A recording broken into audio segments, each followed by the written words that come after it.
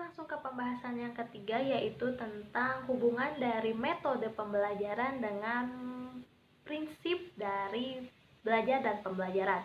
Dalam materi ini kita akan membahas apakah keduanya itu mempunyai hubungan atau tidak, atau bahkan hubungan mereka itu erat. Nah, langsung ke poin ke-1, yaitu metode dan motivasi. Kita sudah ketahui bahwa motivasi merupakan suatu dorongan atau suatu bantuan yang diberikan kepada siswa. Nah, apabila si pembelajarannya itu menarik, yang di sana ada metode pembelajaran, maka si motivasi itu akan meningkat. Nah, kemudian yang kedua yaitu metode dengan keterlibatan secara aktif. Sama dengan motivasi, apabila pembelajarannya itu menarik, yang di sananya ada metode pembelajaran, maka si keterlibatan secara aktif itu juga akan meningkat.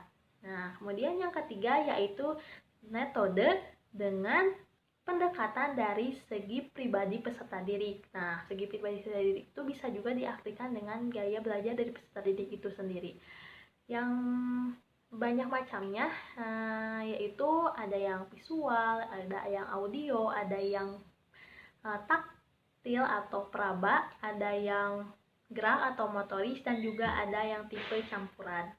Nah, si guru juga bisa mengambil metode yang beragam atau dua metode dalam satu pembelajaran dilihat dari gaya belajar atau segi pribadi dari peserta didik itu sendiri.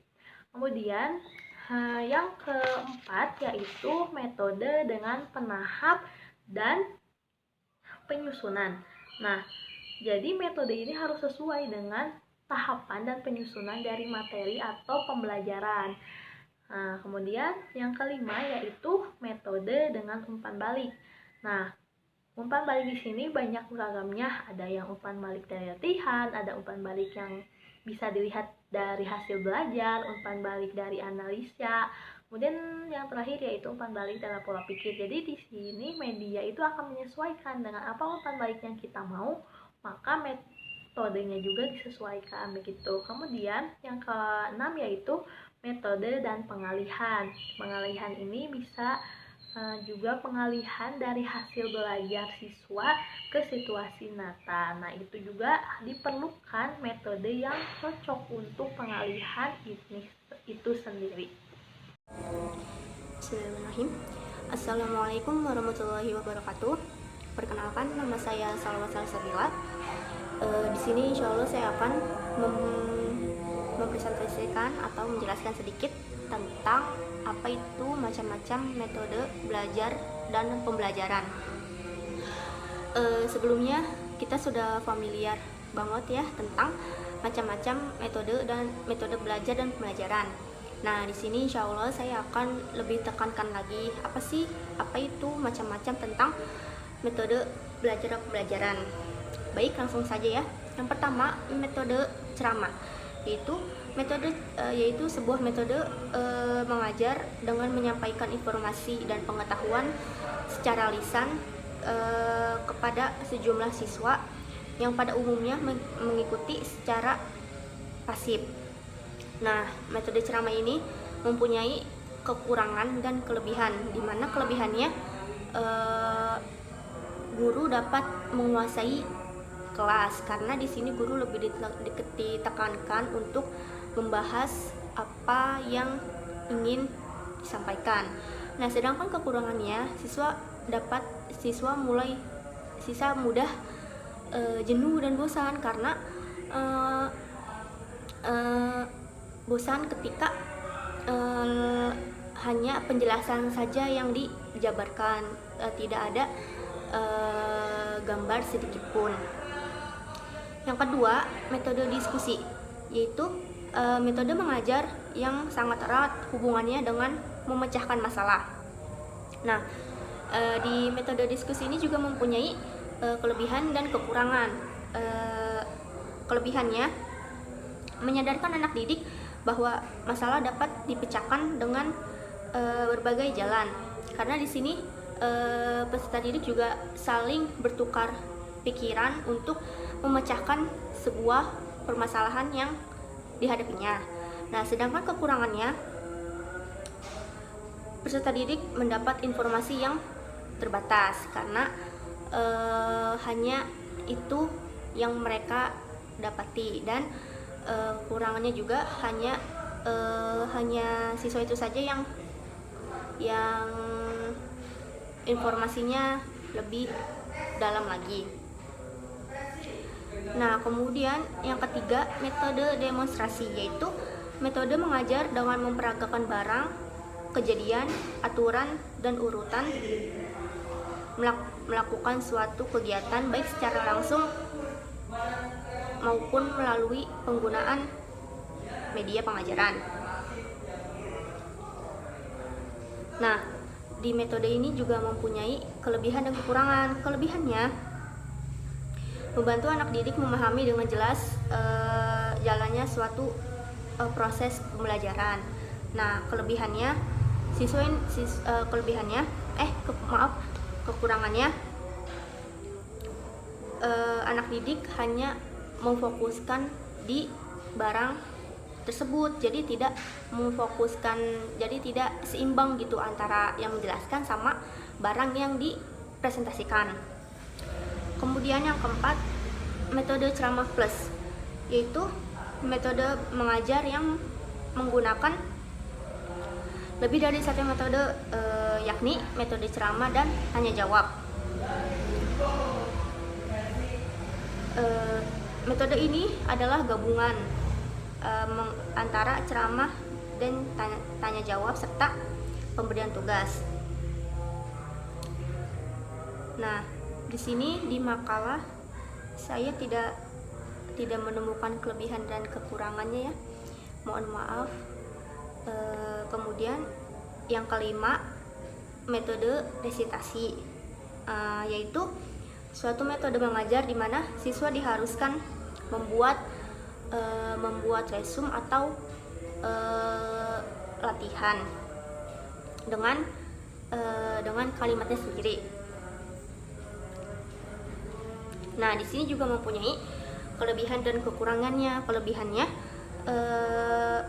pengetahuan anak didik memperoleh dari hasil belajar sendiri akan dapat diingat lebih lama, karena di sini siswa yang meresum sendiri, mereka sendiri yang mencari sumbernya sendiri, jadi mudah diingat olehnya.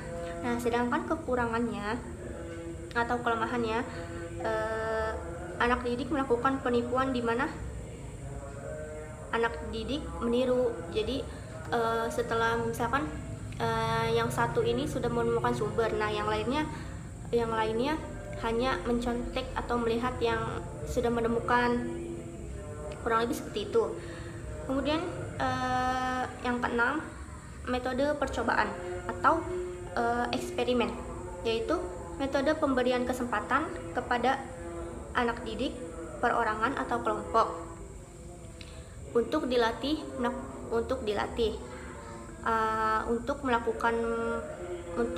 melakukan proses atau percobaan. Nah, kelebihan dari metode ini sendiri dapat membuat anak didik lebih percaya diri atau keberanian keberanian. Karena di sini anak didik lebih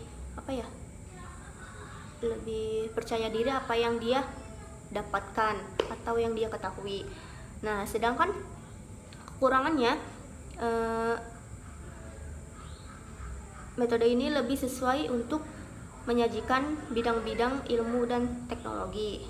Ya, seperti yang kita tahu ya, kalau misalnya eksperimen tuh harus ada teknologi atau sebagainya untuk menjalankan eksperimen itu dengan baik dan benar. Kemudian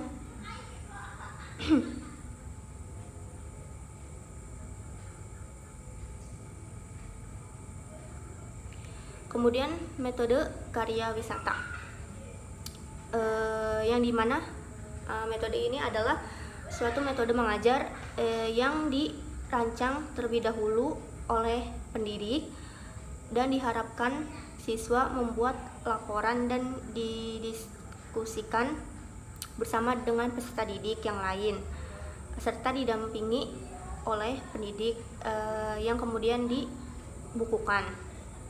Nah, metode ini juga mempunyai kelebihan dan kekurangannya masing-masing, di mana kelebihannya itu karya wisata menerapkan prinsip pengajaran modern yang memanfaatkan. Jadi selain pembelajaran di kelas, siswa juga mempelajari apa yang ada di luar, contoh seperti study tour. Nah, sedangkan kekurangannya memerlukan persiapan yang melibatkan banyak pihak. Nah, iya sudah jelas, karena ketika study tour atau keluar atau outing kelas atau keluar kelas sangat memerlukan atau melibatkan banyak pihak, entah dari pihak sekolah maupun wali murid. Kemudian metode latihan keterampilan atau drill. Nah, metode keterampilan adalah suatu metode mengajar di mana siswa diajak ke tempat latihan keterampilan untuk melihat bagaimana cara membuat sesuatu dan cara menggunakannya, dan untuk apa alat dan untuk apa serta manfaatnya dan sebagainya.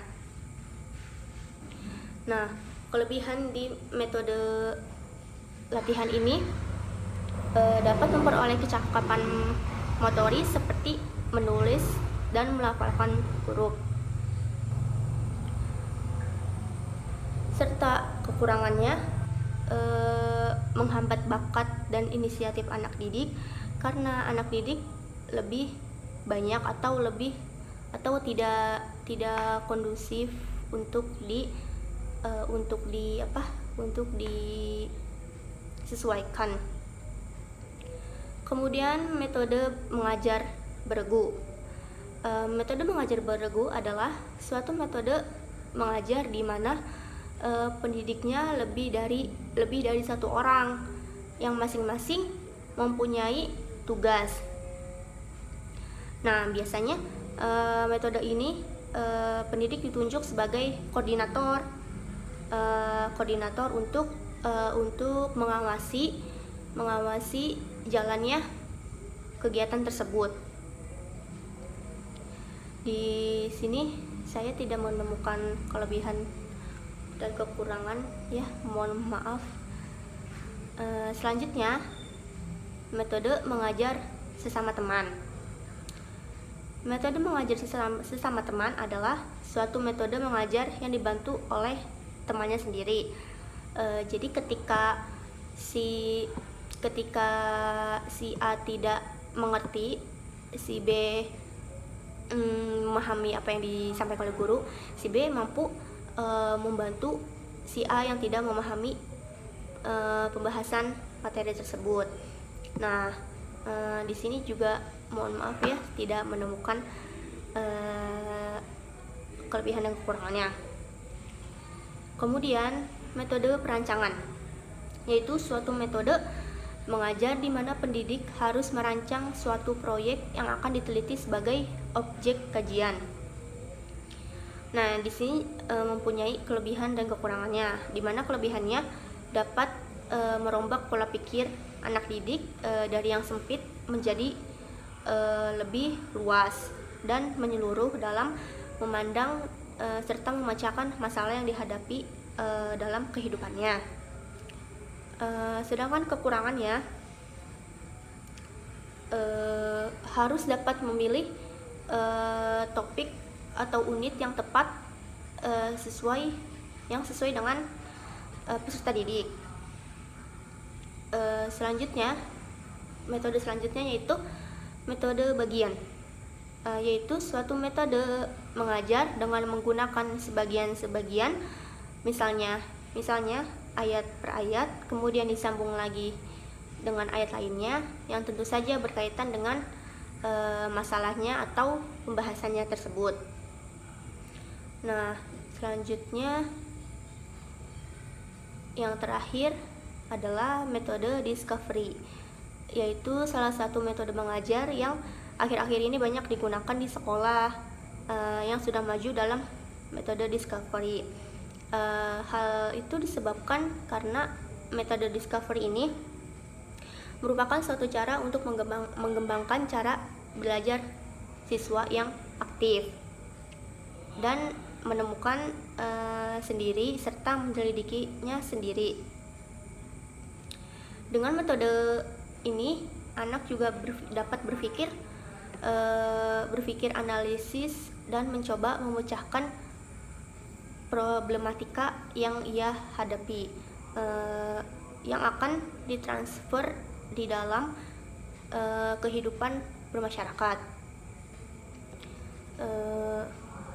Kurang lebih macam-macam metode belajar dan pembelajaran seperti itu. Mohon maaf bila ada kesalahan dalam penyebutan atau pelafalan. Cukup sekian dari saya. Wassalamualaikum warahmatullahi wabarakatuh. Baik, mungkin seperti itu penjelasan dari kelompok kami. Kurang lebihnya mohon maaf bila ada kata-kata yang salah atau tidak mengenakan. Kami akhiri. Billahi taufiq wal hidayah. Wassalamualaikum warahmatullahi wabarakatuh.